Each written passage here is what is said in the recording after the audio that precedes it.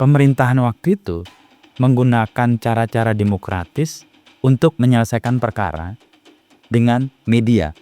Tidak dengan cara-cara undemokratis. Kalau dulu kan dibredel, kirim massa, atau kalau di era sekarang kirim buzzer lah untuk mengebom semua komentar dan memberi rating yang jahat. Saya sering mendapati hal yang nggak dilakukan atas apa yang dinyatakan oleh para pejabat. Kalau kita deket kan jadinya, aduh dia ngomong gini tapi pelaksanaannya nggak begitu. Itu kan kalau kita menyimpan itu di kepala kan kayak pecah. Bawa kamera proper minjem Arbain Rambe itu.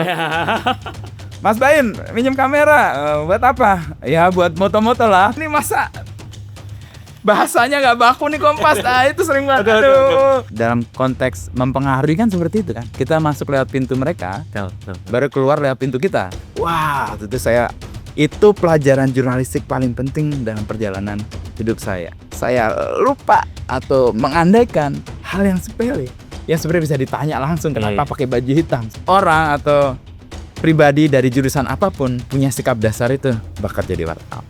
Audiens sekarang atau media sekarang ditantang untuk kembali ke, saya menyebutnya klasik journalism. Tapi kalau ke depan bayangan saya koran itu akan jadi bukan news tetapi views.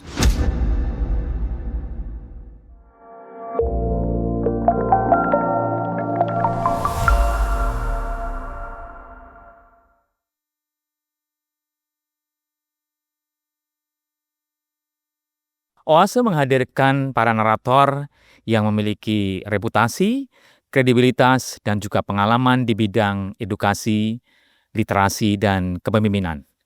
Dengan satu visi untuk memberikan kontribusi bagi Indonesia yang lebih baik di masa depan. Semoga menginspirasi.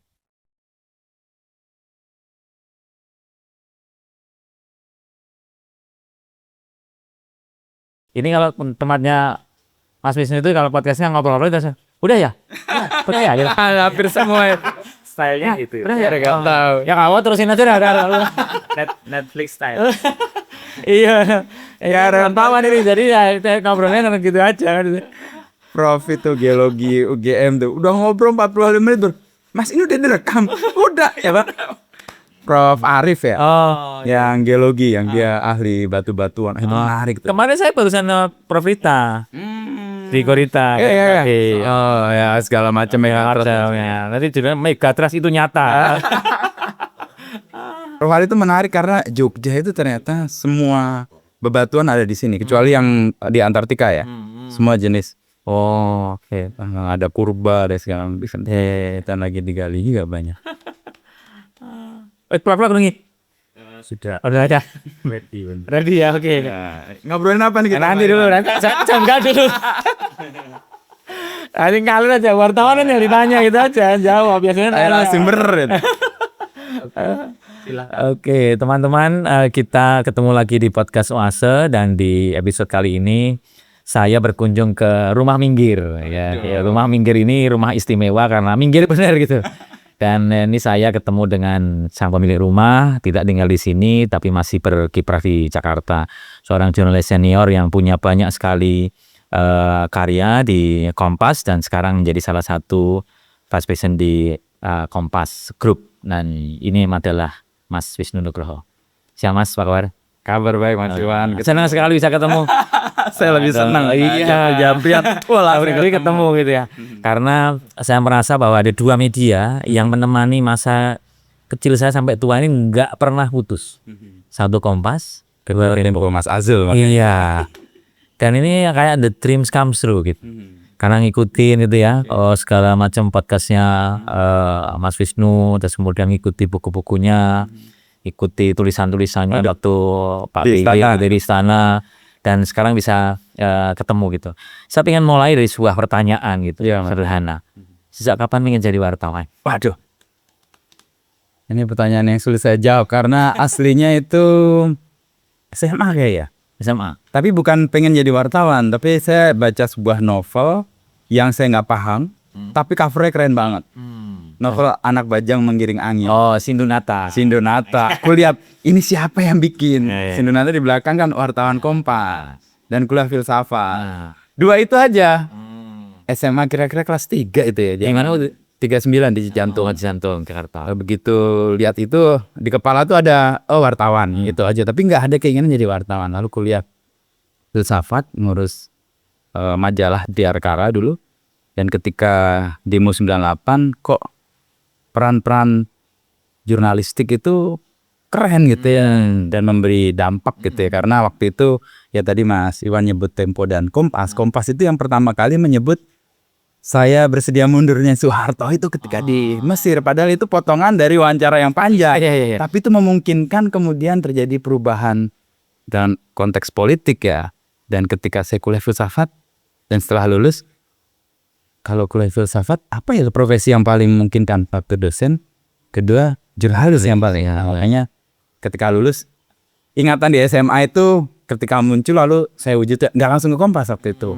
Oh, Belum, waktu itu namanya relax.com. Relax.com itu media digital pertama di Indonesia yang entertainment base. Itu belum ada Detik, belum ada Kapan Lagi, belum ada Astaga, bahkan barengan sama Astaga kalau Pak Iwan tahu. Nah, waktu itu mimpinya terlalu maju.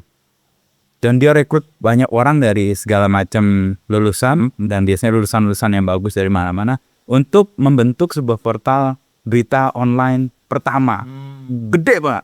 Kantornya itu di Tamrin, bayangin. Wah, itu kalau kalian sekarang kayak startup lah gitu. Startup yang hire banyak, ya kayak bakar uang lah gitu. Tapi dalam perjalanan mereka kayak nggak sabar, dan memang pertumbuhan pembacanya kan belum semasif sekarang karena jaringan belum ada, orang mengakses dari kantor baru. Jadi mimpi besarnya tidak disupport oleh audiens yang tumbuh. Nah, ketika itu investornya, kami kan dengar kan kalau kantor baru kan semua tahu kan gitu. Wah, ini investornya kayak udah mulai ragu-ragu. Nah, saya waktu itu sama Lembu namanya, Lembu Wirojati. Dia desainer saya untuk saya konten. Lalu udah rasa-rasa nih kayak kantor udah mau ini nih, bukan tutup, udah mulai mengurangi karyawan karena udah nggak mau jalan. Nah, ketika itu saya ada keinginan untuk cari pekerjaan lain, dan pas pada bulan April saya ingat ada lowongan di Kompas. Saya daftar. Bulan Agustus diterima. Itu panjang lah. Nah, dari situlah awal mulai jadi wartawan, tahap kuliah, lalu demo dan sebagainya, lalu mencoba menjadi wartawan di digital, lalu ada ruang di Kompas. Dan di bulan Agustus 2001 sampai sekarang ya 25 tahun. Dan waktu itu di kompas.com berapa lama ya? Karena sempat belum. Iya, Kompas pertama sih di harian Kompas sebenarnya. Iya. Di harian Kompas itu jadi wartawan cetak, lalu tugas di Surabaya 2 tahun, lalu kemudian ke waktu itu Menteri Polkam, saya jadi di Kementerian Keamanan dan Politik, lalu menterinya jadi presiden, saya ke istana. Nah, setelah saya proses jadi wartawan di harian Kompas itu kira-kira 15 tahun, saya ditugaskan menjadi pemret di kompas.com. Itu 2 periode dan nggak boleh lebih. Itu ada aturan dalam sistem di kantor. Orang yang sudah menjabat di 2 periode harus diganti. Memberi kesempatan untuk generasi baru muncul, sama juga penyegaran organisasi. Dan itu menurut saya, dan saya Mbak Rosi itu pada fase udah 2 periode lalu ganti. Gitu Pak Iwan. Ya, jadi menariknya bahwa ketemunya lewat tulisan Sindunata. Yang saya nggak paham di awal-awal itu berat itu novel. Betul. Dan setelah pernah ketemu Sindunata pasti. Oh, pernah. Ada waktu kita jadi wartawan, saya ketemu itu Star Trek gitu. Jadi saya merinding gitu. Ya, saya dulu mengemarinya di tulisan-tulisan bolanya. Oh, betul. Ini cerita tentang bola apa filsafat ya? Sejarah filsafat dikeluarin semua. Pergulatan manusia dengan segala macam kompetisi itu kan. Dan saya lalu lihat, ini dulu kuliah filsafatnya apa sih? Saya lihat, Frankfurt School gitu. Itu yang membuat saya lalu mempelajari beberapa tokoh utama di situ. Ada Adorno, ada Horkheimer. Lalu terakhir saya, kayaknya Habermas belum ada yang. Nah, saya ambil itu sebagai untuk skripsi S1 waktu awal-awal tahu Sindunata itu. Tapi setelah itu saya lihat, Habermas udah banyak juga yang bikin dan keren-keren. Dan saya nggak ada apa-apanya kalau dibanding mereka. Ngomong Sindunata, saya agak rindu pada tulisan-tulisan Kompas di sebulan ini tentang Piala Dunia, karena nggak ada yang gantiin tulisannya. Nah, itu benar, banyak yang bilang seperti itu juga. Jadi ya kan sangat dalam ya. Reflektif banget. Saya nunggu Messi, Yamal gitu kan nggak ada yang tulisannya tulisan yang biasa saja. Ya. Mainstream, tidak ada yang kemudian coba lebih dalam gitu. Jadi rombongannya udah nggak mau menulis ya. Ya, udah. Ya itu khas Romo Cindy juga, dia ngerasa ya sudahlah generasi berikutnya akan Terusin. Saya minta podcast ke beliau berkali-kali, Nggak bisa. jangan dong, udah yang lain aja, jangan aku dulu gitu. Ya sudahlah. Tapi ini lagi mau bikin toko buku kayak. Oh iya. Mm-mm. Dia kan tuh bikin Leo Kareng Petro ya. Iya itu Kapetruan Tapi tadi. apa Atas. begawan gitu ya. Ya gitu. Oke Mas, di peran sebagai wartawan selama sekian sudah berapa? 25 tahun. 25 tahun. Tentu ada yang sangat berkesan. Wartawan Kompas, kita tahu bagaimana Kompas itu kalau dari kacamata saya itu sangat bisa riding the wave ya. Ya. Jadi ngikutin apa yang maunya. Orang bilang bahwa berita itu belum valid kalau kita belum dikonfirmasi atau divalidasi oleh Kompas. Dan bisa ngikutin bener lah gitu. Dengan segala macam dinamika pemerintahan, rezim berganti dan segala macam. Ini yang Mas Wisnu pernah terlibat di dalamnya ini. Ada masa-masa tentu yang paling sebagai wartawan, sebagai media tumbuh di situ. Itu tentu ada masa-masa yang paling mungkin menekan, paling itu berkesan, paling itu membuat ada sebuah keinginan untuk menceritakan tapi mungkin susah. Itu apa Mas bisa diceritakan? Kalau saya refleksi saya kan fase menjadi reporter dan kemudian banyak di lapangan itu fase awal sampai tahun 2016 pasti, ketika kemudian saya menjadi pemimpin redaksi. Terus kemudian pemimpin redaksi juga menulis, tetapi tidak banyak ke lapangan. Dari fase 15 tahun awal itu yang sungguh berkesan dan mendalam buat saya itu fase pertama 5 tahun sama fase kedua 5 tahun, jadi 10 tahun pertama itu. Ya karena wartawan baru, masih energinya luar biasa, lalu berhadapan dengan situasi yang dekat dengan idealisme yang kita perjuangkan, saat reformasi yang lihat dan sebagainya. Kalau saya lihat di 10 tahun pertama, yang satu soal yang kemudian mengubah. Satu hal itu saya pernah bikin tulisan ketika saya menjadi wartawan di Istana, waktu itu tsunami Aceh tahun 2004, dan kemudian penanganannya agak lama karena ya sangat berat itu, dan tsunami-nya membuat korban hampir 300.000 jiwa yang kemudian kita ketahui ya di awal kita nggak tahu. Tapi fase waktu itu fase di mana presiden dipilih pertama kali secara langsung. Ya. Pak SBY waktu itu dipilih. Saya masih ingat kayak kronologinya gitu. Dipilih dan waktu itu dirayakan lah di seluruh Indonesia karena ini presiden pilihan rakyat. Ada panggung, kalau kita ingat ada SB 100 hari itu kita ingat terus. Panggungnya hari-hari itu isinya SB, tiba-tiba tsunami jeda. Dan ketika tsunami, situasi itu berubah karena kamera panggung tidak lagi kepada Istana dengan pada SBY. Dan saya jadi saksi mata langsung untuk betul perubahan itu. Jadi semua, dan waktu itu suatu kali ada jumpa pers di Istana dan kemudian digeser ke Cikeas. Wartawan yang liput sedikit, yang tanya nggak banyak. Saya ngeliat rasanya gloomy sekali. Saya kemudian bikin tulisan feature, ya mencoba merefleksikan apa yang terjadi. Sejudulnya adalah aktor yang kehilangan panggung. Hari itu saya tulis ya kronologi peristiwa, saya bandingkan apa yang sebelumnya, setelahnya. Besoknya tayang, Menteri Komunikasi dan Informatika Pak waktu itu Sofyan Jalil, Dino Patijalal sebagai juru bicara, sama Andi Malarangin juru bicara, datang ke kantor keberatan kepada pemret saya waktu itu Mas Tommy Surya Pratomo Yang barusan dari duta besar di Singapura ya. Saya tidak dipertemukan, tapi ini memang tanggung jawab seorang pemret karena berita yang tayang itu bukan tanggung jawab wartawan, tapi tanggung jawab sebuah organisasi. Dan Mas Tommy waktu itu take over. Kenapa berkesan buat saya? Saya merasa bahwa pemerintahan waktu itu menggunakan cara-cara demokratis untuk menyelesaikan perkara dengan media. Tidak dengan cara-cara undemokratis. Kalau dulu kan dibredel, kirim massa. Atau kalau di era sekarang kirim buzzer lah untuk mengebom semua komentar dan memberi rating yang jahat dan itu terjadi pada. Ini enggak, waktu itu dia datang, 3 pejabat itu ke kantor keberatan. Dan itulah yang kemudian mengubah sesuatu yang sampai sekarang jadi acuan untuk Dewan Pers. Ada yang namanya disebut sebagai hak jawab. Dan hak jawab itu diatur di undang-undang. Dan itu digunakan pertama kali oleh Presiden Susilo Bambang Yudhoyono atas tulisan saya.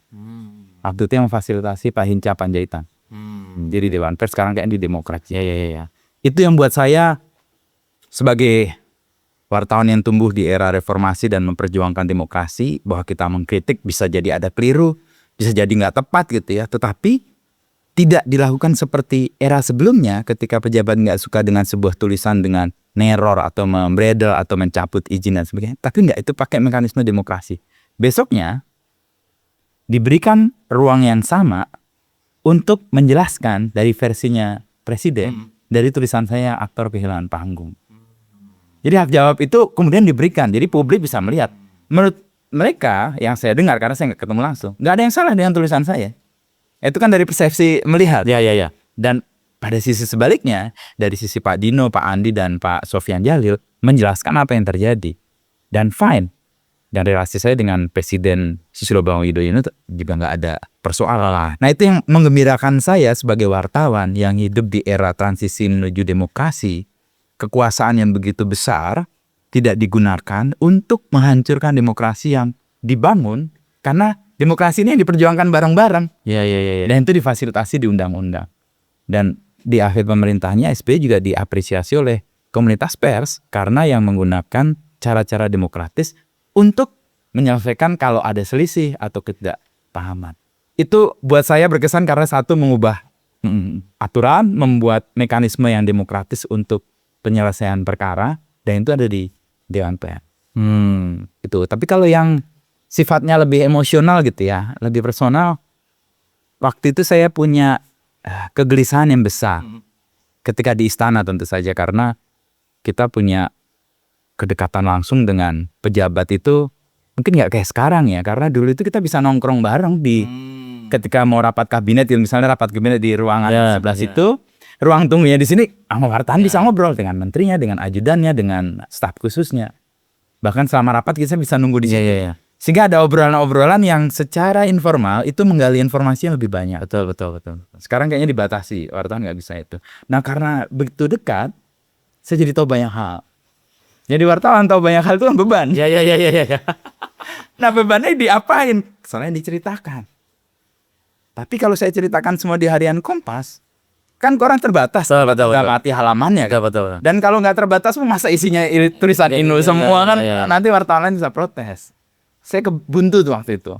Tapi saya menemukan sebuah mekanisme untuk menulisnya di blog. Jadi ada yang saya pilih untuk harian Kompas. Dan itu biasanya ya saya bayangkan ini sesuai dengan apa yang diharapkan oleh editor. Sementara yang kayaknya nggak aman untuk ditulis di harian Kompas, saya larikan di blog tiap hari tuh. Isinya ada kegelisahan saya sebenarnya. Soal saya sering mendapati hal yang nggak dilakukan atas apa yang dinyatakan oleh para pejabat. Jadi kayak ya nggak satu lah antara kata dan perbuatan. Dan kalau kita deket kan jadinya, aduh dia ngomong gini tapi pelaksanaannya nggak begitu. Itu kan kalau kita menyimpan itu di kepala kan kayak pecah. Nah, itu saya tulis pelan-pelan dengan gaya yang kalau orang nyebut sih kayak gaya humor lah. Melipir-melipir gitu. Dan itu cara yang kemudian saya dapat audiens yang berbeda dari harian Kompas. Ada di harian Kompas tapi itu ada di blog. Dan blognya yang jadi itu juga saya nggak duga karena ada editor yang lihat, nah itu kayak menarik deh dijadikan buku dan kemudian ditulis. Ya kira-kira dua itu sih yang membuat saya merasa punya ingatan yang kuat tentang selain liputan-liputan lain, karena hampir semua liputan tuh punya emosinya sendiri-sendiri ya. Waktu pengusiran TKI di Nunukan itu saya pertama kali juga harus naik KRI waktu itu untuk menjemput. Lalu ketika darurat militer di Aceh, saya harus belajar survival 2 minggu hidup, misalnya nggak ketemu dengan siapapun, hal yang ada. Dan waktu itu ketemunya dengan kombatan langsung, dan waktu itu darurat militer kalau ketembak ya udah mati. Itu juga menyentuh. Ya di luar itu setelah istana ya lebih banyak editoris ya, lebih banyak yang ketemu dengan orang, lebih banyak kemampuan untuk menggali background information, dan itu biasanya dipakai untuk nulis lebih lengkap ya. Pak SBY cukup apresiatif pada tulisan-tulisan yang blog tadi, atau gimana? Saya dengar dari teman-teman yang menjadi staf khususnya ya. Karena waktu itu ada Pak Heru Lelono, staf ya, ada Pak Andi Malerangen, itu juga ada staf-staf yang lainnya. Meskipun saya nggak yakin apakah Pak SBY baca atau enggak, tapi saya tahu staf-stafnya baca. Dan ketika itu buku itu terbit ya mereka, wah ya, mereka bayangannya gini, dia ya agak keberatan tapi nggak bisa apa-apa juga karena yang saya sampaikan biasanya faktual. Ya paling dengan perspektif yang berbeda kan ngelihat sesuatu kan orang punya perspektif macam-macam. Tetapi fakta yang dipakai untuk membangun perspektif itu valid dan nggak bisa dibantah. Ya. Misalnya saya waktu itu ini yang mungkin agak menyinggung, tetapi waktu itu juga nggak ada isu apapun dengan saya karena anak PSB itu Pak Mas Ibas kan.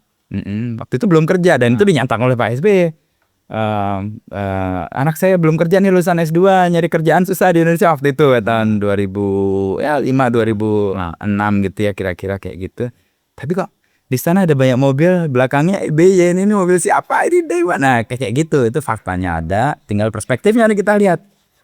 Nah itu saya bisa ibaratnya aman membangun perspektif itu karena fakta yang saya jadikan rujukan adalah fakta yang valid, nggak terbantahkan. Dan ada fotonya biasanya.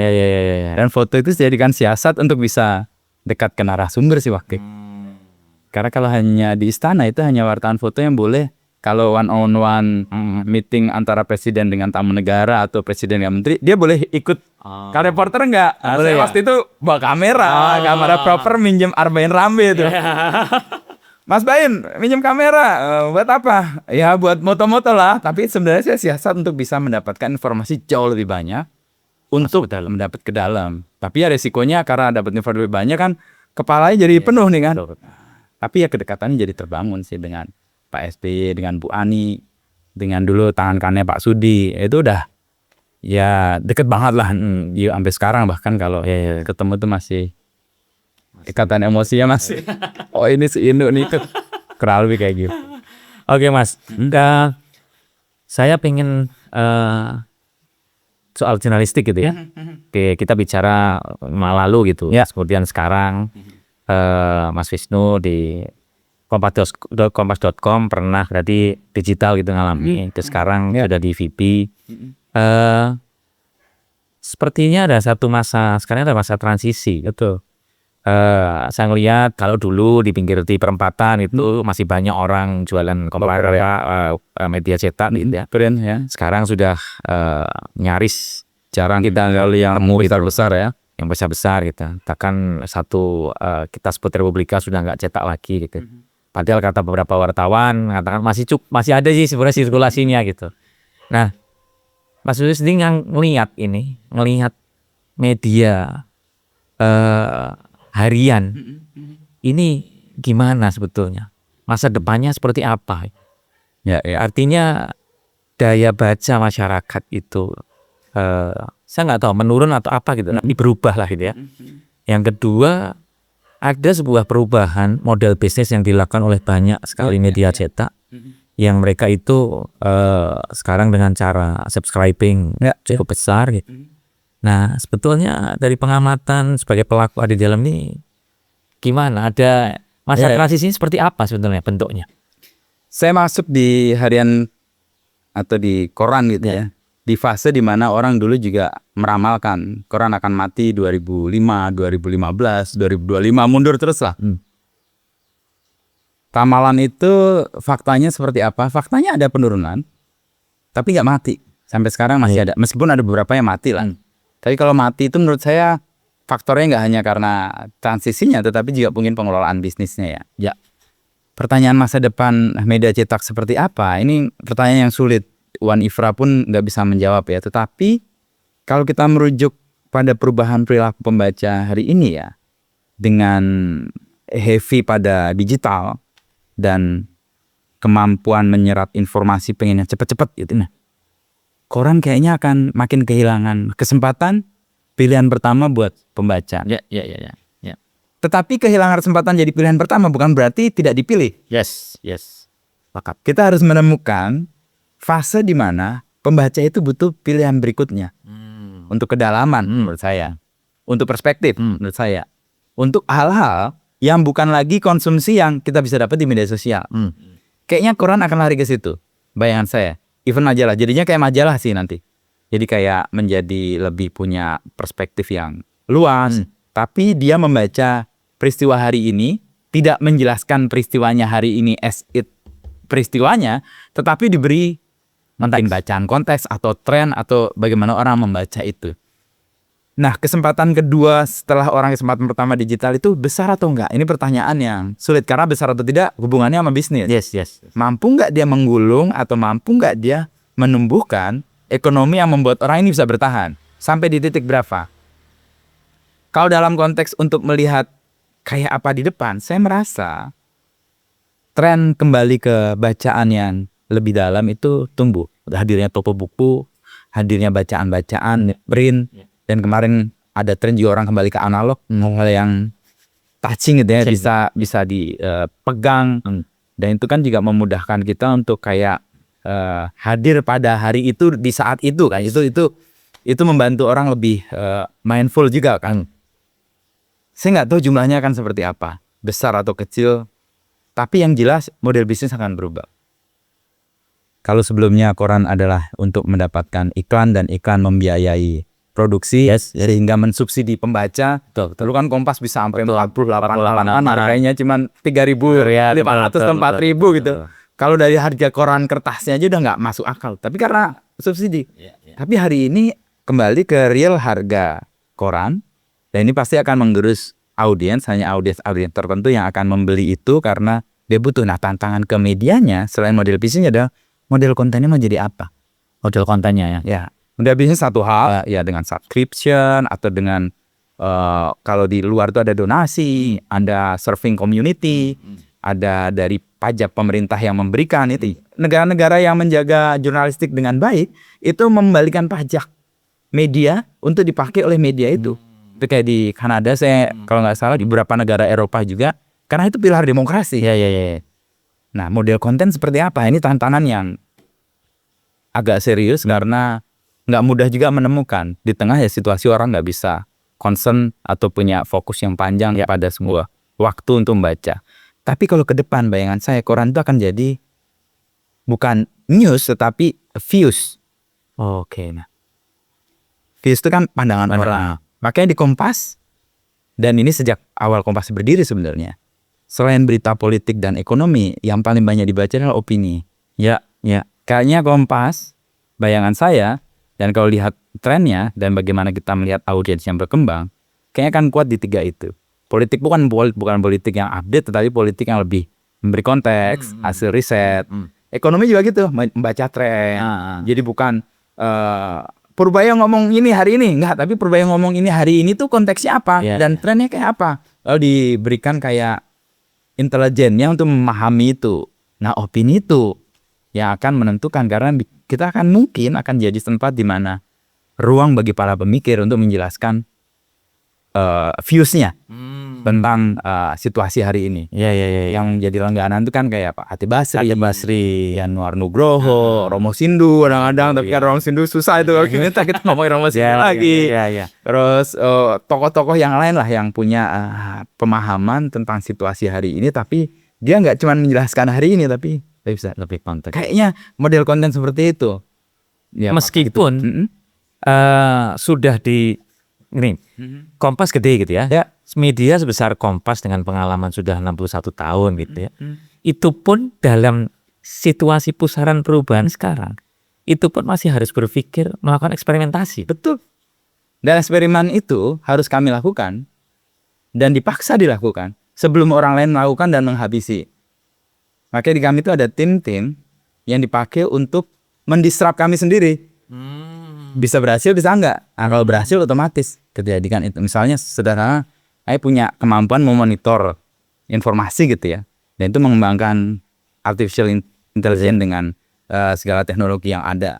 Atau kami membangun sebuah arsip, dan arsipnya udah digital semua. Dan arsip itu harian, itu kan kaya betul. Dan kami sedang mengembangkan satu teknologi untuk bisa membantu pembaca atau bahkan tim di internal kami untuk menggunakan itu sebagai materi melihat peristiwa hari itu menjadi lebih panjang. Dan karena itu sifatnya owned by our organization, nggak ada di ya penyedia jasa artificial intelligence lah kayak ChatGPT, Gemini dan apa, kita bisa mengembangkan itu sebagai kayak kekayaan yang membantu kami untuk bisa melihat konteks lebih luas dengan data yang kami miliki itu. Itu Ada bagi Kompas AI Pak ya? ada, tapi ya kami mengembangkan itu di dalam. Kayak di tim saya itu yang sustainability itu, ya secara sederhana misalnya mengelompokkan artikel nggak lagi pakai manual satu-satu. Ya. Tapi dengan prompt yang sudah diatur, misalnya tema tentang emisi, tema tentang lingkungan hidup, tema tentang literasi, itu udah otomatis terkelompok dan itu bisa menyasar misalnya audiens yang suka dengan peristiwa atau dengan hal-hal tertentu di wilayah mana, itu akan di-feeding dengan teknologi itu menjadi lebih personal sih. Iya. Ya saya juga kan di Kompas IT juga langganan gitu ya. itu, jadi sudah bisa lebih personal. Nah sekarang bicara soal generasi yang baca, saya cukup penasaran gitu ya. Gak tahu datanya ada enggak, kan pasti Kompas punya gitu kan. Yang pembaca terbesar itu sekarang usia berapa sih? Nah, Apakah Gen Z dan Gen Alpha juga masih baca Kompas gitu? Kalau dalam konteks audiens yang kan bagi audiens itu 3 Mas. Audiens yang flyby, datang pergi gitu ya. Biasanya terpapar karena media sosial atau terpapar dari manapun atau WhatsApp atau apalah baru dia datang. Ya. Yang kedua adalah kategori pembaca yang kita menyebutnya loyalis. Dia datang seminggu 2 kali untuk memastikan ada berita apa sih, meskipun dia masih terpapar dengan media sosial, tapi dia tetap datang. Nah yang ketiga itu yang fanatik. Fanatik itu bisa apapun dia pertama buka itu, dia berlangganan kayak Taiwan mungkin. Saya dia koran atau ngikutin, bahkan ngikutin wartawannya. Wah, gue nunggu tulisan sih nih karena itu fanatik. Nah dalam kategori 3 itu tersebar usianya sebenarnya. Tapi kalau dari 3 kategori itu, kalau pembaca heavy di kami punya data di Kompas Group ya, Kompas Gramedia ya, terutama yang data paling mudah ditarik itu sebenarnya kompas.com. Itu paling besar adalah di 25 ke 34, 35 sampai 44. Itu paling gede dalam arti yang loyalis dan fanatik. Sementara yang flyby itu yang gede di usia 18 sampai 24. Itu flyby. Dan buat kami itu menyenangkan karena apa? Flyby itu suatu saat akan menjadi lebih tua kan. Gimana caranya mengkonvert yang flyby itu menjadi loyalis, syukur-syukur jadi fanatik. Dan biasanya per tahap usia itu mereka yang dari flyby itu menjadi loyalis dan fanatik. Tapi kalau dalam kategori yang kemudian dikaitkan dengan bisnis gitu ya, yang paling gede sebenarnya di 25 ke 44 itu 2 kelompok besar kok. Cara nariknya itu saya gak penasaran, cara narik mereka untuk yang 18 sampai 24 nih ya. Itu cara nariknya dengan apa ya? Kompas Muda apakah hanya dengan Kompas Muda atau Kayak biasanya ini pertanyaan yang paling serius yang sering kali ketika saya jadi pemret itu menugaskan editor untuk bayangkan tulisanmu itu audiensnya siapa? Relevan nggak buat audiens itu? Jadi di benak tim itu sudah membayangkan audiens saya itu usia 24, 35 untuk tulisan ini. Audiens saya untuk tulisan ini usia sekian. Makanya cara menulisnya pun berbeda. Itu satu hal. Yang hal berikutnya untuk menarik generasi yang baru itu karena mereka kan heavy di sosial media. 5 tahun terakhir kami mengembangkan tim sosial media dengan sungguh-sungguh. Awal-awal jatuh bangun ya. Belum ketemu polanya, kita melakukan ini dicela sama fanatik sama loyalis. Ini Kompas mau jadi apa sih begitu? Tapi itu cara kami untuk tadi kalau kita melakukan eksperimental, ya exercise lah, bisa keliru dan bisa dicemooh. Tapi dalam perjalanan karena kami mencoba dan gagal itu sesuatu yang baik karena berarti kamu mencoba kalau gagal kan. Ketika kami gagal dan mencoba lagi dan akhirnya menemukan pola yang pas untuk ngomongin tema-tema hari ini yang mungkin berat dalam kategori usia-usia yang lebih senior untuk generasi yang baru. Yang paling aktual itu kemarin waktu reporter kami melaporkan soal demo yang kemudian dibawa ke Wapres dan di Wapres dikasih uang dan itu dibuat cerita yang POV-nya si reporter itu. Dengan gaya Gensi yang ngomel-ngomel gitu. Gensi kalau udah ngomel kan. Tadi itu menarik. Jadi membuat orang rasa ini dong Kompas ketemu lagi nih. Nah, cara kami untuk hadir di tempat Gensi atau generasi muda itu itu cara kemudian bisa menarik atau membuat mereka datang. Ya awalnya mereka terpapar mungkin istilahnya kayak di keramaian kami datang. Tapi ketika mereka melihat kami di keramaian dan mereka tertarik, mereka akan datang. Itu rumahnya di mana sih? Gue mau datang. Jadi proses untuk menjadikan yang flyby yang alamani anak muda ke rumah kami adalah membuat mereka pertama-tama tertarik dengan konten yang kami buat. Dan ketika tertarik, udah mereka datang. Oh berarti ada konten-konten yang lain nih. Nah pola itu sih yang kami lakukan, meskipun nggak sesederhana itu sih. Kami jatuh bangun menemukan cara yang pas gitu ya. Menggunakan diksi itu juga di kami juga sering dikomplain orang ini masa bahasanya nggak baku nih Kompas. Nah itu sering banget. Itu sering terjadi tuh. Saya sering baca. Iya tapi itu resiko yang harus kami terima. Kalau kami memperhatikan hanya itu, maka kami kehilangan audiens baru itu. Tapi kalau terlalu ke sini, ini juga bisa pergi. Ini kayak kayak ini ya, kita megang sesuatu, tapi ingin ngambil sesuatu. Yang kita mau ambil kan ini nggak bisa kita lepas. Ya istilahnya ya jaga di dua tegangan ini sih, Mas Iwan. Oke. Nah, sekarang di dalam sendiri itu tentu kan anak muda wartawan masuk gitu. Masuk banyak. Ini gimana ngelola mereka? Kan tentu punya standar. Standar redaksional, standar proses kerja, tadi itu standar konten. Ini gimana supaya tetap tadi itu menjaga dua tegangan ini tetap supaya, dan di dalamnya juga bisa tuh. Karena kalau saya lihat di beberapa wartawan, saya cukup tahu biasanya Lucky Aulia. Nah, saya lihat gitu kan, dia kemana gitu, Cina gitu, dia mau pasporan gitu. Nah ini kan sesuatu yang berbeda. Nggak ada dulu ceritanya Mas Tommy menjelaskan bagaimana bahkan sampai sekarang orang tidak pernah menjelaskan bagaimana sebuah prosesnya itu berjalan. Kalau itu dijelaskan paling di cerita di tulisannya.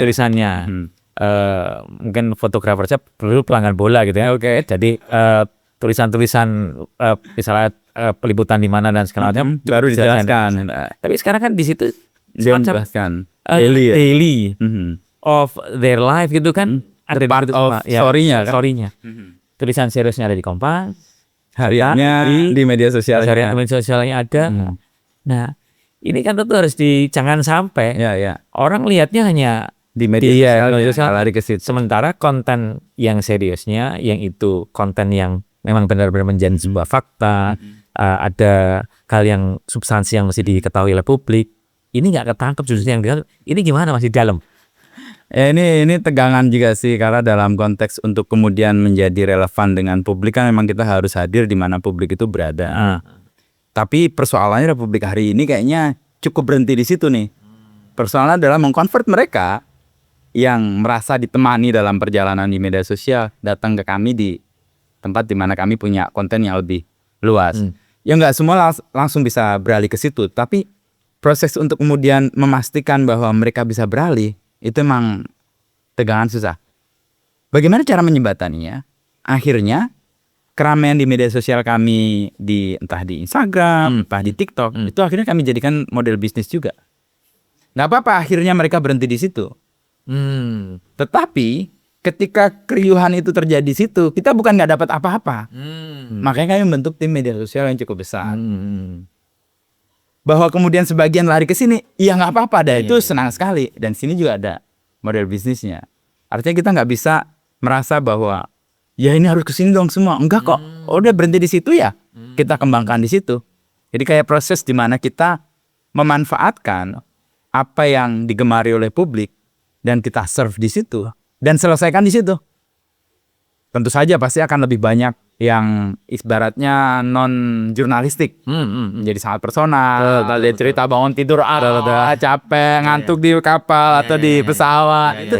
Tapi itu malah membuat apa yang akan diceritakan itu menjadi sangat personal ya. Dan orang sekarang masuk ke hal-hal yang sifatnya personal. Ini lebih Tuh. manusiawi banget sih ini gitu. Ya. Nah prosesnya gitu Mas. Jadi kita nggak bisa berhenti. Wah ini nggak bisa kesini, ya udahlah, nggak kita tangisi. Kita coba kalau mereka tetap di situ, kita kembangkan yang di situ. Maka kita perkuat timnya, kita perkuat kontennya, kita bikin kontennya lebih banyak sehingga nggak cuma berhenti di personal life-nya aja, tapi personal life yang ada ikatan ke kontennya. Misalnya kami dibuat tuh ada satu persona di kami tuh namanya Ibu Kokoh. Itu ibu-ibu pejabat yang pakai sak-sak tinggi gitu. Itu persona yang kami bangun dan orang lain ini Kompas beneran nih main gini nih. Tapi ketika kami tampilkan itu, ketika orang merasa itu relate dengan mereka, akan mudah memasukkan yang lain. Ini kalau dalam konteks apa ya? Dalam konteks mempengaruhi kan seperti itu kan. Kita masuk lewat pintu mereka, baru keluar lewat pintu kita. Yang repotnya adalah kadang-kadang kita masuk lewat pintu mereka, keluarnya bingung mau lewat pintu mana. Karena kita kebawa oleh keriuhan yang ada di dalam.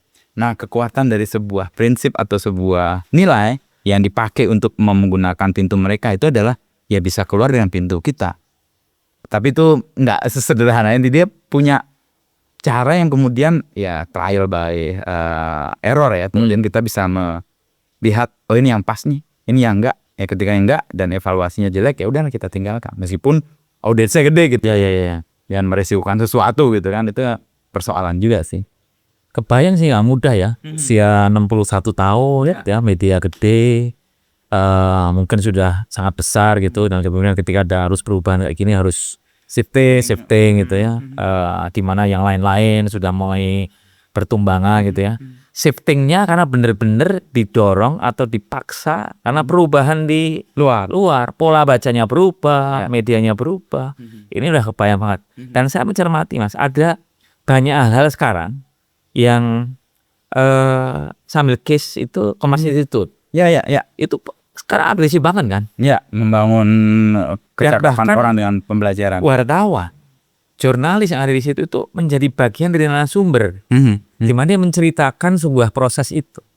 Ini tentu, apakah saya ngelihat, apakah grup ini gitu ya, grup media sekarang ini itu tidak hanya bisa berdiri sendiri, tapi dia juga menjadi bagian dari sebuah proses edukasi masyarakat ya. Sehingga yang ada di situ itu harus dioptimalkan untuk educate masyarakat. Ya itu sebenarnya modalnya sebenarnya kepercayaan. Trust yang kami dapat dari pembaca lewat pemberitaan akhirnya kan menghasilkan model-model bisnis berikutnya. Sebenarnya ini bukan hal baru, karena kalau kita berkaca pada Kompas dalam perjalanan, Kompas itu adalah media kedua. Pertama dari Intisari. Ya. Sari lalu kemudian Kompas. Tapi Kompas yang kemudian menjadikan itu skala lebih besar. Kemudian ada percetakan, kemudian ada toko buku, kemudian ada bisnis-bisnis yang lain. Itu menjadikan sebuah indikator bahwa kepercayaan ini bisa dibawa kemana-mana. Asal kepercayaan bisa dipegang.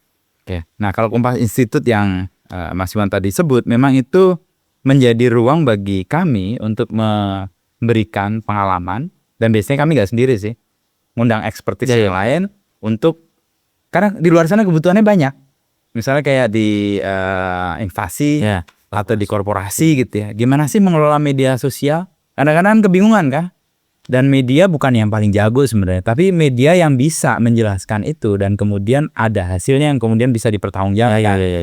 Orang bisa belajar, oh membangun persona itu seperti ini, oh membangun sebuah engagement dengan publik atau dengan audiens yang kita nggak jelas siapa mereka itu seperti ini. Nah, ruang yang dibuka karena kepercayaan itu akhirnya membangun hal-hal yang kemudian bisa kami bagikan, dan orang datang karena oh gue percaya nih karena Kompas.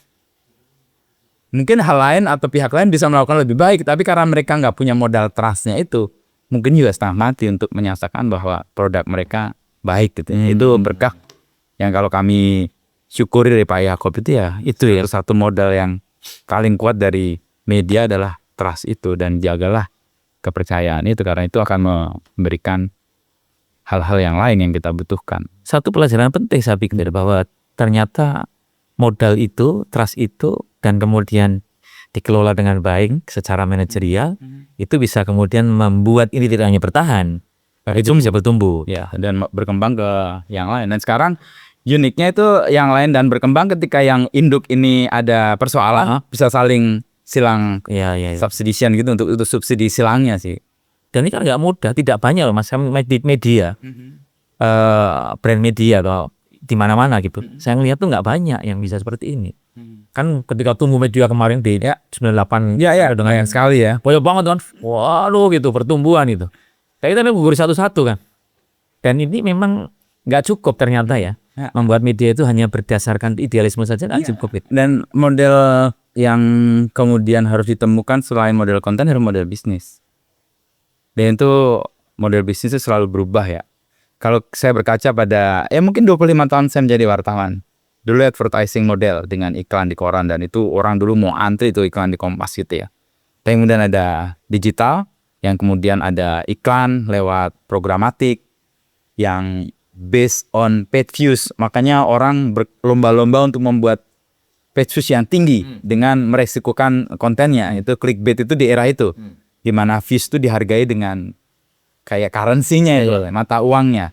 Tapi sekarang berubah lagi tuh. Page views sekarang hampir tidak punya nilai. Ya masih ada tapi nggak tumbuh lagi. Sekarang orang licensing, memberikan konten itu sebagai sebuah kayak emas gitu ya.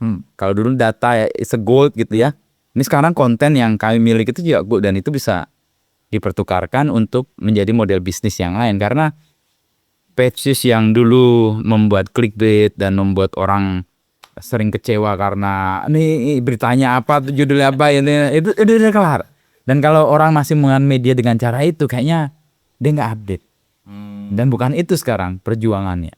Sekarang malah balik lagi. Nah ini kayaknya saya nggak ngomong siklus tadi, kayaknya spiral nih. Jadi berputar kayak di lingkungan yang sama, tapi situasi udah berubah. Kalau siklus kan ya bolak-balik aja. Ini spiral. Jadi kayak kita pernah di situasi ini, tapi situasinya udah berubah.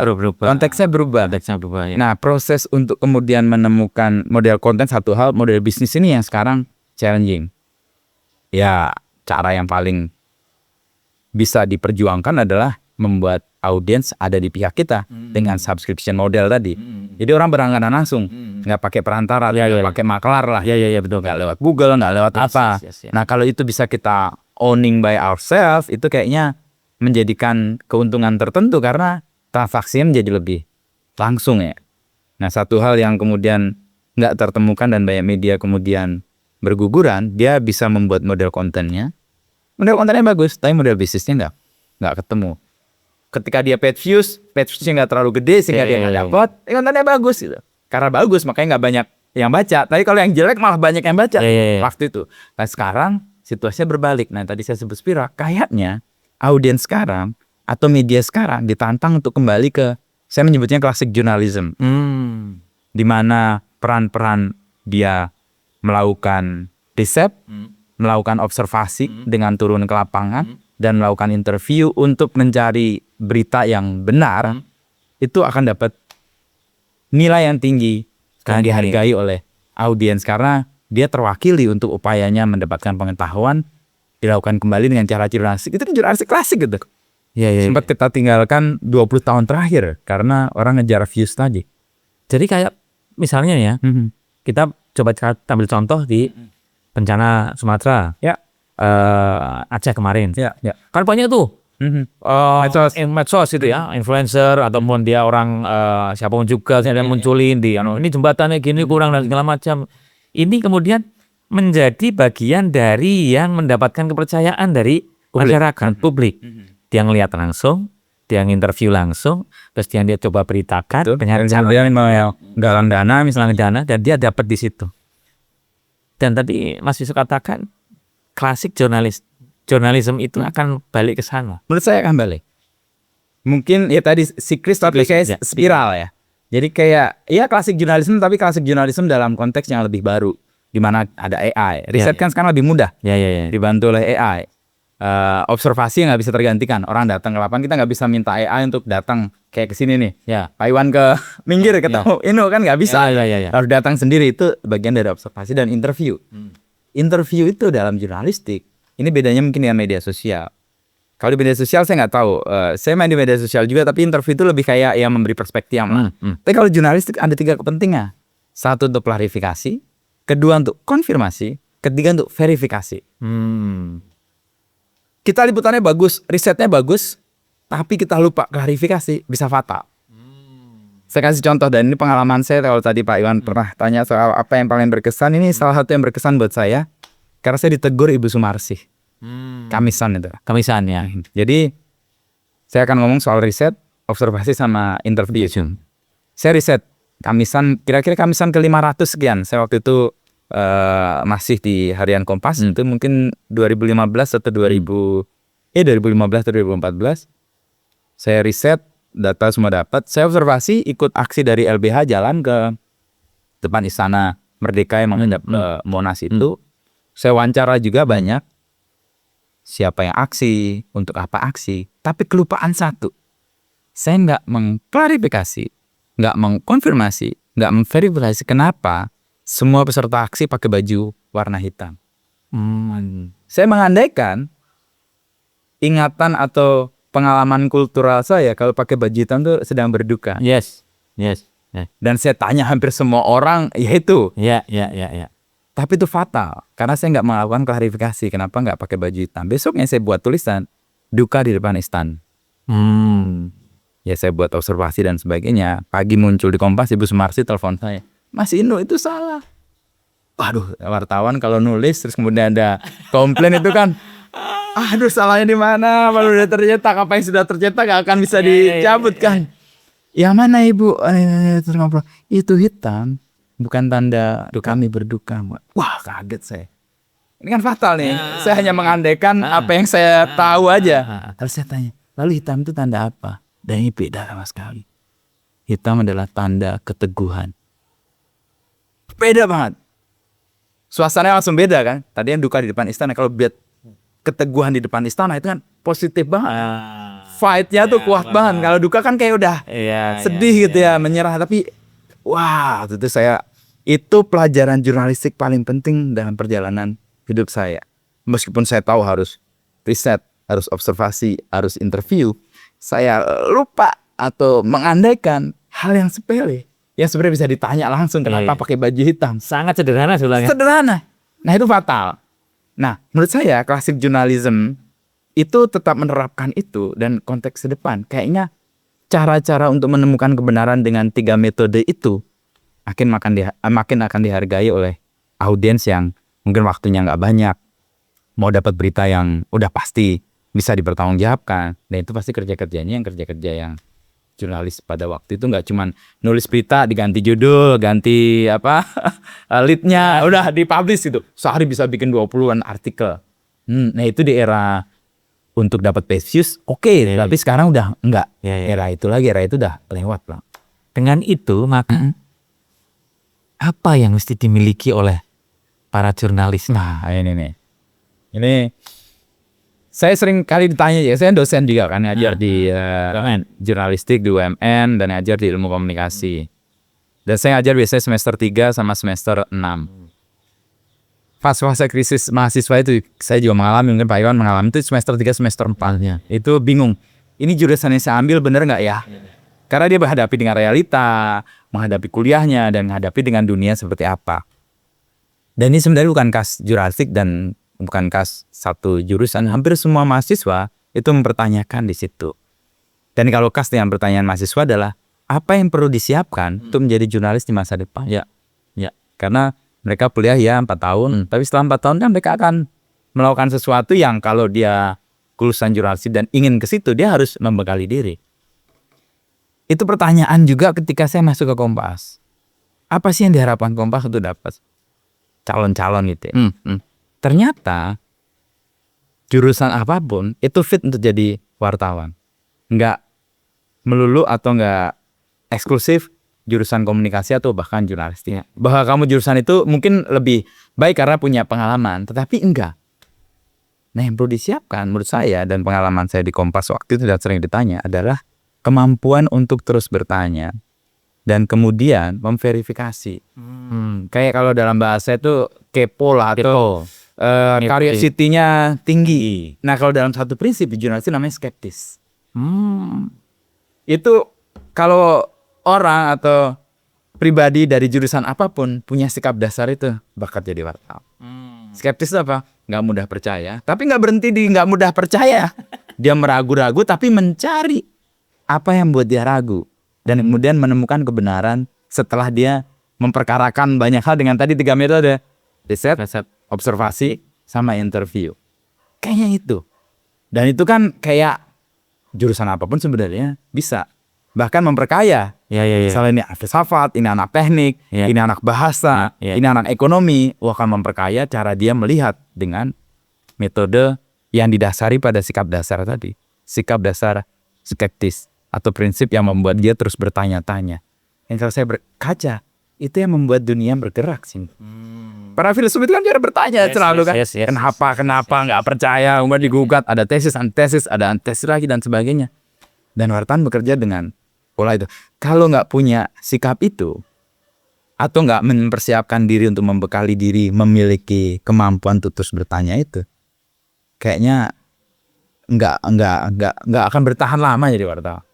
Dan juga ketika di sebuah media tidak dibangun sikap mental seperti tadi, beritanya tidak akan pernah diterima oleh audiens baru gitu ya.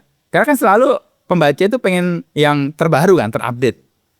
Dan pembaca itu kan juga wakil kita juga. Pertanyaan ini kurang lebih sama. Hanya mereka nggak punya ruang, nggak punya kesempatan, dan nggak punya tempat untuk menuangkan apa hasil temuannya. Dan jurnalistik atau jurnalis dengan organisasinya dimudahkan atau dimungkinkan melakukan itu dan menjadi mata dan telinga audiens tadi. Oke. Sebagai bagian akhir nih Mas. Udah terakhir ya? Iya, udah 1 jam ya. 1 jam kita ngobrol. Jadi gimana AI mempengaruhi dunia jurnalistik sekarang? Tentu ada pengaruhnya. Pengaruh bagi si wartawan, bagaimana dia menggunakan artikel dan kemudian juga pembaca. Sikap skeptis tadi itu kemudian dicocokin gitu ya. Dan AI tidak sebatas narasi teks saja. Nah, ini gimana nih masa depan media dalam konteks perkembangan AI? Ataukah jangan-jangan ini AI ada yang numpang lewat aja, tidak akan berpengaruh apa-apa dalam kacamata bisnis seperti apa? Kami tuh di Kompas merasa perlu untuk merespon ini sejak 2024. Setelah ChatGPT meluncing di November 2023.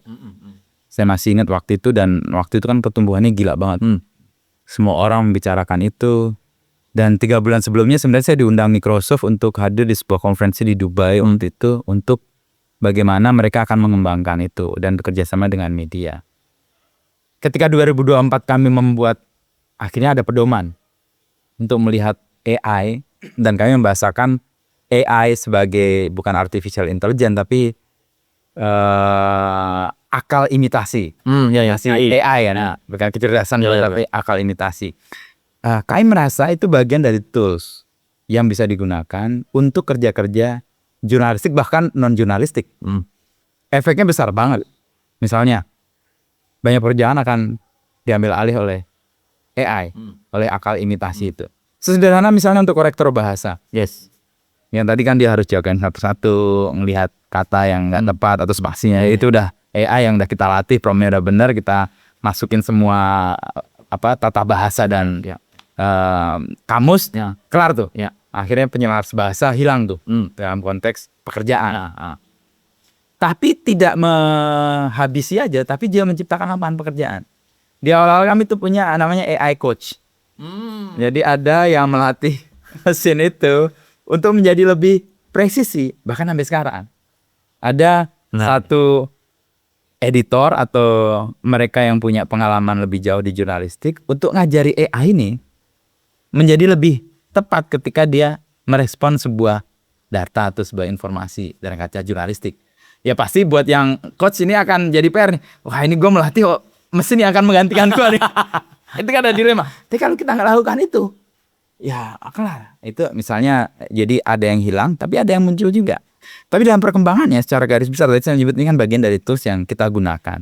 Dan di jurnalistik itu umum banget sekarang dipakai. Misalnya kami kalau mau membuat sebuah artikel gitu ya, atau membuat cover dari sebuah video misalnya, kami bikin A/B testing gitu ya. A, B mana yang lebih baik gitu kan. bisa kami tanya ke AI dengan mereka penjelasannya.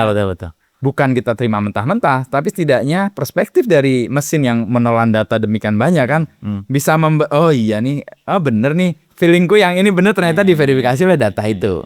Jadi peran-peran seperti itu. Hal yang lain misalnya kalau dalam konteks yang lebih canggih gitu ya, AI kami gunakan tadi untuk meng-crawling, mengindeks, lalu mengumpulkan semua data yang kami miliki untuk bisa kami kembangkan sendiri sebagai bagian dari kekayaan konten yang kami miliki. Nice. Ya, proses untuk kemudian membuat kontennya jauh lebih mudah, lebih membuat waktunya savingnya lebih banyak, lebih efisien. Tapi pertanyaannya model bisnisnya kayak apa nih? Model bisnis itu kayak gini lah, Iwan. Misalnya sebelumnya kalau view base atau paid views base itu makin banyak views kan makin dapat programatik atau iklan. Makanya orang berlomba-lomba bikin berita yang clickbait dan sebagainya, bahkan nggak masuk akal aja supaya orang dapat views nih. Kalau itu views programatik masuk.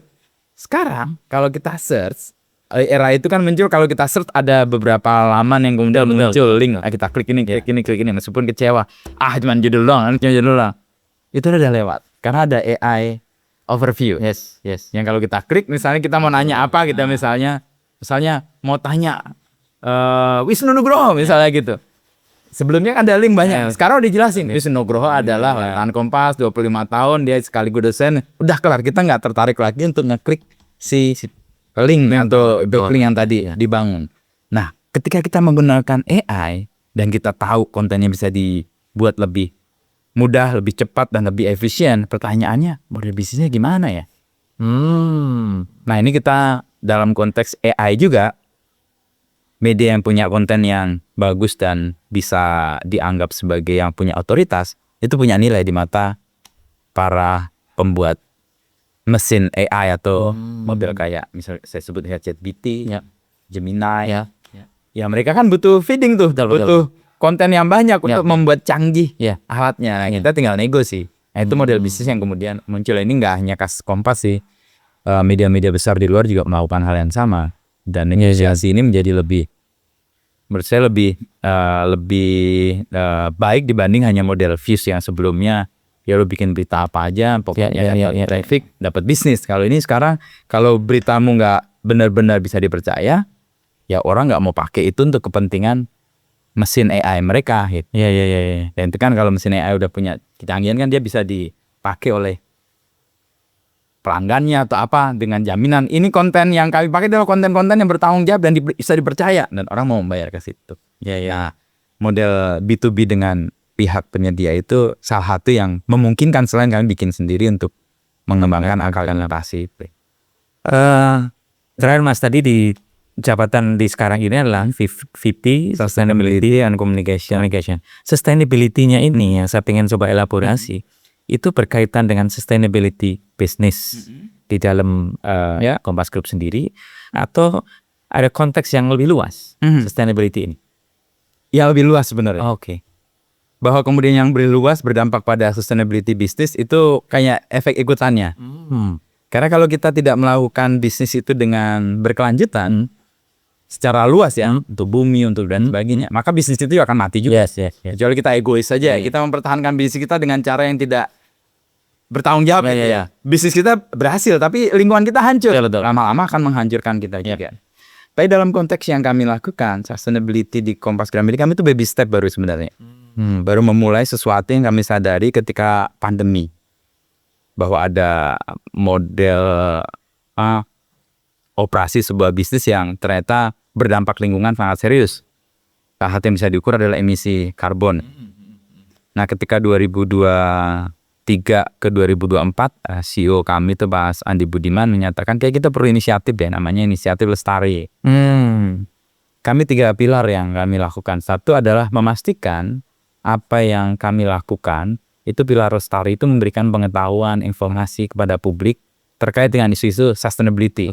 Itu kalau dalam kategori perusahaan itu ESG lah. Saya kalau dalam konteks dunia global apapun itu SDGs. Literasi itu. Yang kedua adalah aksi.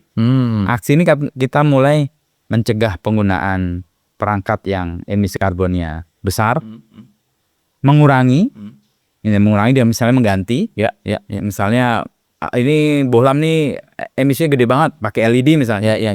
Kalau nggak bisa mencegah dan mengurangi, kami menebus. Biasanya di akhir operasi kita hitung. Selama setahun misalnya Kompas.com itu menghasilkan 217 karbon ekuivalen untuk emisinya. Ya. Kalau mau ditebus itu setara dengan menanam mangrove 10.000 bibit. Atau kami beli energi yang lebih bersih, REC dari PLN tuh yang membuat kami bisa menebus itu, karena PLN menjamin bahwa duit yang kami berikan kepada mereka akan dipakai untuk investasi energi yang lebih bersih. Iya. Karena paling banyak emisi yang kami pakai adalah energi dari listrik itu. Iya. Nah yang ketiga, tadi kan pilar pertama literasi, yang kedua aksi, yang ketiga adalah kolaborasi. Karena kami yakin namanya juga baby step, kami juga bukan perusahaan yang diwajibkan melakukan ini kayak lebih voluntary aja, sukarela, kayak ngerasa bahwa ini baik. Kalau secara organisasi dan operasi ini bagus buat perusahaan dan buat lingkungan, pasti juga akan balik juga. Nah pilar ketiga kolaborasi, kami nggak bisa melakukan ini sendiri. Kayak bikin ada summit, ada award juga. Summit itu memanggungkan semua inisiatif di luar sana yang bagus dan kita akan muncul di akhir Juli ini. Dan award adalah memberi penghargaan kepada mereka yang sungguh-sungguh melakukan itu. Bukan kami yang menilai, yang menilai ada satu board gitu ya, isinya para akademisi, lalu ada dari LSM, ada dari pemerintah juga, terus dibantu sama sebuah asesor itu EY yang membantu kami untuk melakukan upaya yang sama, karena ini terkait dengan 3 negara, Malaysia dan Filipina. Malaysia Star Media paling besar di sana, Filipina itu Philippine Daily Enquirer, jadi itu juga media paling besar di Filipina, dan Kompas Gramedia. Nah kami mengkolaborasikan karena sama, Indonesia aja sendiri nggak mampu, kita harus berkolaborasi, dan itu jadi momen yang membuat kami ngerasa banyak ternyata yang melakukan juga, meskipun ya banyak juga yang nggak melakukan. Kalau kembali ke pertanyaan Mas Iwan tadi, apakah ini melulu untuk bisnis atau jauh lebih besar? Sebenarnya yang kami upayakan jauh lebih besarnya, tapi untuk menuju jauh lebih besar kan nggak langsung bisa tuh ya, dengan cara memastikan operasi bisnis kami memiliki jejak karbon yang paling kecil. Dan kalau nggak bisa, kami coba tebus dengan biaya yang kami miliki. Kalau nggak bisa tahun ini, tahun berikutnya. Itu jadi PR aja. Jadi saya punya tugas untuk memaksa dalam tanda petik untuk head unit di Kompas Gramedia Media itu, lo jejak karbonnya segini nih, tahun ini, lo mau diselesaikan tahun ini, tahun depan, atau kapan? Karena itu jadi report yang kami buat tiap tahun untuk kami sampaikan kepada publik, sustainability report. Jadi kesadaran di dalam juga dibangun gitu. Dan itu mungkin terrefleksikan dalam berbagai kegiatan-kegiatan yang dilakukan oleh Kompas. Saya jadi ingat ada Borobudur Marathon itu juga Kompas support full. Dan itu juga tentu saya yakin itu juga memikirkan itu kami mengembangkan komunitas yang ada di sekitar Magelang gitu, untuk kemudian menyadarkan mereka pada hal-hal plan. Oke Mas, terima kasih sekali ya.